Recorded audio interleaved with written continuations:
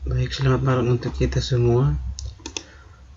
Di sini saya akan mengerjakan tugas dari Ibu Lia, yaitu UTS mata kuliah Etika dan Hukum. Nama saya Marcus Aldino Pereira, NIM 20110074, Prodi Sistem Informasi, SI kelas A, mata kuliah Etika dan Hukum. Baik, di sini sesuai soal yang Ibu kasih, saya akan mengerjakan 5 studi kasus komputer pada crime cyber atau crime. Yang pertama, studi kasus yang terjadi di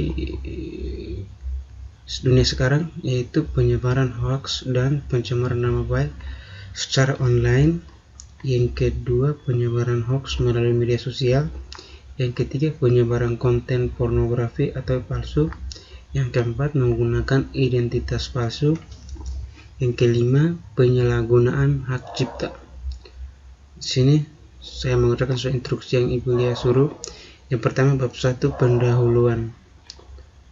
Latar belakang inilah yang menciptakan kondisi terjadinya hoax online dan pencemaran nama baik. Untuk mengatasi masalah ini, penting untuk meningkatkan kesadaran dan hukum dan etika cyber serta memperkuat peraturan dan penegakan hukum terkait. Selain itu, edukasi mengenai ilustrasi digital dan keamanan cyber juga dapat membantu mengurangi kejadian kejahatan komputer terkait penyebaran hoax dan pencemaran nama baik di dunia maya. Yang kita langsung masuk di intinya. Yang berikutnya adalah bab 2, pembahasan. Di sini kita lihat dulu modus-modus kejahatan. Modus kejahatan yang pertama, menyebarkan email atau pesan pribadi yang memfitnah.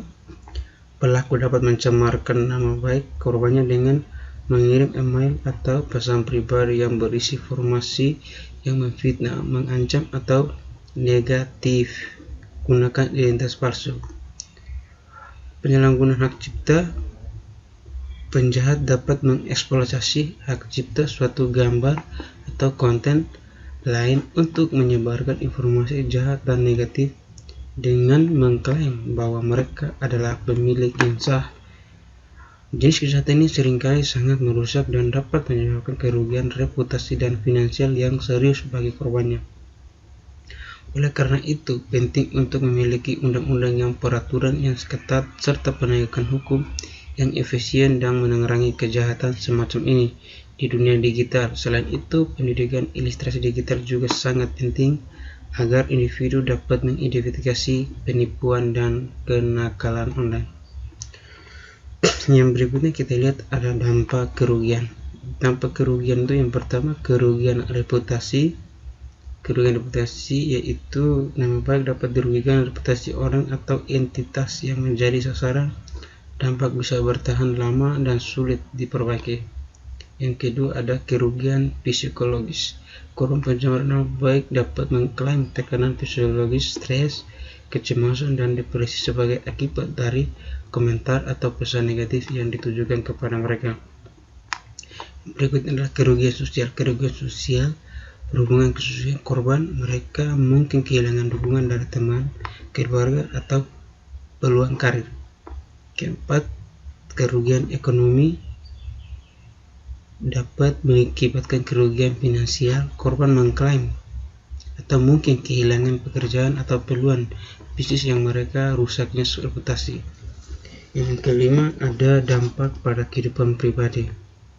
Dampak buruk dari penyebaran hoax dan pencemaran nama baik secara online bisa sangat merugikan individu dan masyarakat. Oleh karena itu, perlindungan hukum yang kuat dan penegakan hukum yang efektif sangat penting untuk mengatasi perilaku ini dilindungi oleh hak korban. Selain itu, penting juga untuk diinformasikan online.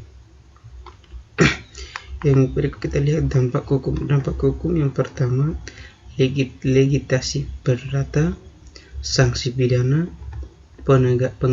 pengawasan hukum, dan pemblokiran konten dan penarikan konten.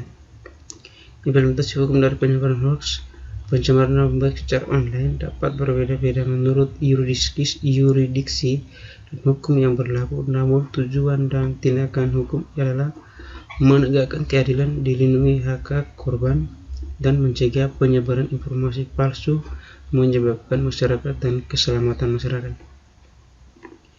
Yang berikut adalah dampak sosial. Dampak sosial yang pertama, polarisasi sosial, kemarahan masyarakat, kerugian reputasi, kerusakan karakter dan etiket internet, kualitas diskusi publik menurun, dampak sosial dari penyebaran hoax, pencemaran nama baik secara online, dampak interaksi kejahatan masyarakat secara keseluruhan. Oleh karena itu penting untuk mendorong ilustrasi digital, etika online, dan kritik terhadap informasi dan internet, serta mendorong tindakan yang mendorong toleransi, dialog sehat, dan rasa hormat di ruang digital. Yang kita lihat adalah cara untuk usulan penyelesaian.